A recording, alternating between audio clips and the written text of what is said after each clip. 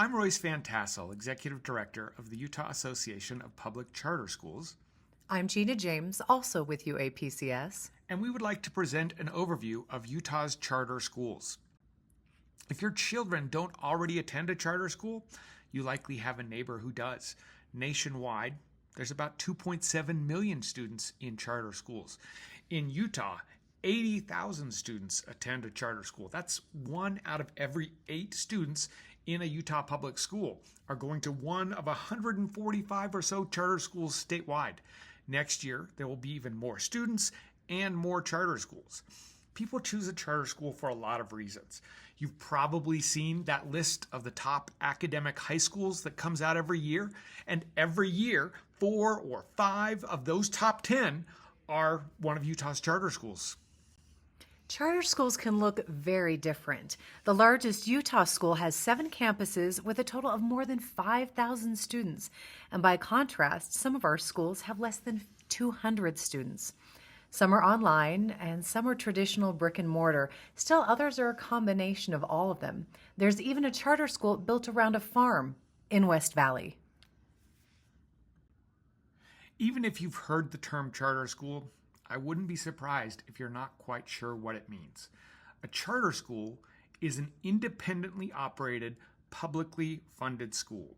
A group of educators, parents, community members gets together and says, hey, there's a need out there.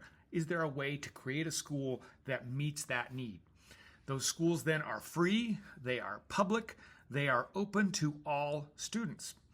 They have to follow the same rules and regs as the local school district. There are a couple of exceptions here and there, and that's designed so that we can experiment and say, hey, maybe we don't need to do something quite this way. Maybe there's a way to do it better. And if it works out there, let's let everybody do that. On the funding side, which we're going to spend quite a bit of time on in a minute, probably the most important thing to note is that charter schools don't have the authority to impose a property tax. Now, charter schools are schools of choice. Doesn't matter if you live next door to one or you live 20 miles away from one. They are open to all. They don't have any boundaries. They are controlled and governed by a charter, which is effectively a contract between that school, between its board and the state or its authorizer. And Gina will tell you what that authorizer means in a moment. But that board is composed of your neighbors, people who have that vision, and it's their responsibility to make sure all of those rules and regs are being followed. In addition to the board, a charter school authorizer oversees charter schools.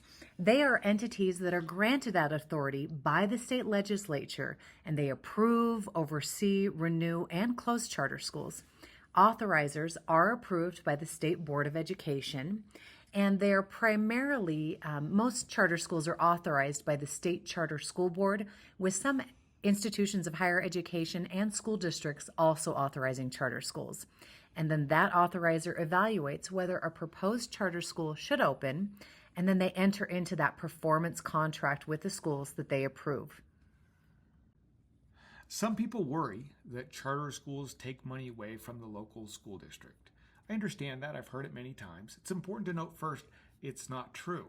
But there's a question, so let's go through that. First, all public schools, doesn't matter what state you're in, they basically get money in 3 buckets. There's a federal bucket, there's a state bucket, and there's a local bucket. The state and federal bucket charter schools and school districts get money on the same way. But on the local side, it's a little bit more complicated. That's your property tax. And you've taken a look at your property tax notice and you've said, oh, wow, that's an awful lot that is going to the local school district, but I don't see a whole lot there that's tied to charter schools that I don't understand. It's because charter schools don't have the authority to impose a property tax. So the legislature created what's called the Local Replacement Fund. And they take out of those state funds and provide to charter schools what school districts get on average from the property tax. So money does follow the student, but it's not as if charter schools are taking money from anybody. They're simply educating the students that came to them. We hope that the information up to this point has piqued your interest. 80,000 students have chosen to attend a charter school, so why not your student? Charter schools are free. That means no tuition. They are public and provide quality education, and they are open to all, no boundaries. There are a variety of schools to choose from. STEM, arts, or language-focused are just a few examples. The school I mentioned before uses an active farm to teach math, science, English, patience, and discipline to their students. Charter schools offer personalized education that meets your student where they are and takes them where they want to go. Charter schools have welcoming communities with parents serving in the classroom, at school activities, and on the local school board. So the next step is to find a school that interests you. Start with the Find a School tool on our website. We encourage you to link to that school's website for details about their mission and vision, location, and application process. And the best way to see if it's the right fit for your student is to visit the school on a tour. Charter schools love to have families visit. If you have further questions, please use the Contact Us tool at the top of our website. Thank you for taking the time to learn more about Utah's charter schools. We're thrilled to be here and help.